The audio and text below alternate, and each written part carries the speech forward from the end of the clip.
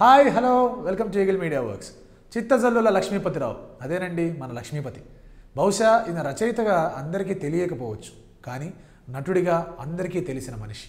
అవును, ఈ మనిషి మంచితనం, పరోపకారం, స్నేహశీలత ఉన్న నిలువెత్తు మనిషి. నేను రచయితని అని నాకంటే ముందు నన్ను గుర్తించి నాతో మీరు బ్రహ్మాండమైన రచయిత సార్ అని చెప్పి సినిమా ఇండస్ట్రీకి తీసుకొచ్చిన మహామనిషి. కాకపోతే ఆయన కూడా మనలాగే బలహీనతలున్న మనిషి కాబట్టి ఈరోజు మనకి దూరం అయిపోయాడు. ఎందుకో ఈ మధ్య బాగా గుర్తొస్తున్నారు. కృష్ణవంశీ గారి చంద్రలేఖ సినిమాకి మాటల రచయిత ఈయనే.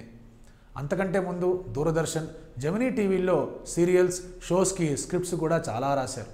అప్పట్లో జెమినీ టీవీలో గప్చుప్ అనే ప్రోగ్రాం ద్వారా చాలా పాపులర్ అయ్యారు.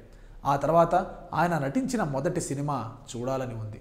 రైల్వే స్టేషన్లో మెగాస్టార్ చిరంజీవి, అంజలా జవేరి లవ్ సీన్లో ఫ్లవర్ బొకే షాప్లో ఉండేది ఈయనే. చాలా చిన్న పాత్ర. ఆ తర్వాత అల్లరి సినిమాలో అపార్ట్మెంట్ లిఫ్ట్ బాయ్ లాగా, అలాగే ఆంధ్రుడు, పెదబాబు, ఎవడిగోలవాడిదే, తొట్టి గ్యాంగ్ వంటి ఎన్నో సినిమాల్లో అద్భుతమైన టైమింగ్తో ఈయన పండించిన కామెడీ ఎప్పటికీ గుర్తుంటుంది. ఇక అన్నిటికన్నా ముఖ్యంగా ఈయన 20 ఏళ్ల క్రితం రచయితగా పోలీస్ ఫైల్ అనే సీరియల్లో సాయి కుమార్ పాత్ర కోసం రాసిన డైలాగ్ని మనం ఇప్పటికీ వాడుతూ ఉంటాం, ఇంకా చాలా ఏళ్ళు వాడుతూనే ఉంటాం. పవర్ఫుల్ పోలీస్ డైలాగ్ అనగానే అందరికీ ఫస్ట్ గుర్తొచ్చే డైలాగ్ ఇదే. కానీ రాసింది లక్ష్మీపతి గారు అన్న విషయం మాత్రం చాలా కొద్ది మందికే తెలుసు. డైలాగ్ ఏంటో చెప్పు బ్రదర్, ఇంత ఉపోద్ఘాతం ఎందుకు అని చెప్పేసి మీరు అనవచ్చు. కానీ నిజంగా ఆ డైలాగ్కి అంతకంటే ఎక్కువ సీనే ఉంది. కనిపించే 3 సింహాలు చట్టానికి, న్యాయానికి, ధర్మానికి ప్రతిరూపాలైతే కనిపించని ఆ 4వ సింహమేరా పోలీస్. ఇది ఒక సీరియల్ కోసం రాస్తే తర్వాత సాయి కుమార్ గారు లక్ష్మీపతి గారిని పర్మిషన్ అడిగి మరీ తన సినిమాల్లో వాడుకున్నారు.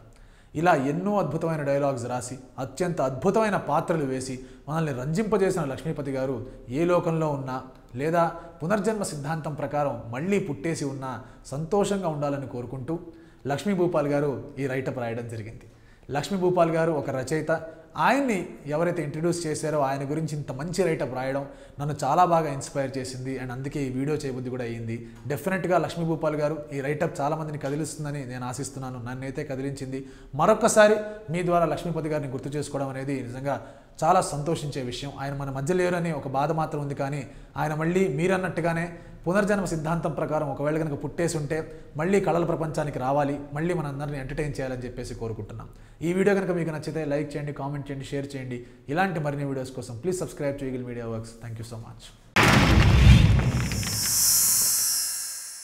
Like and subscribe Eagle Media Works.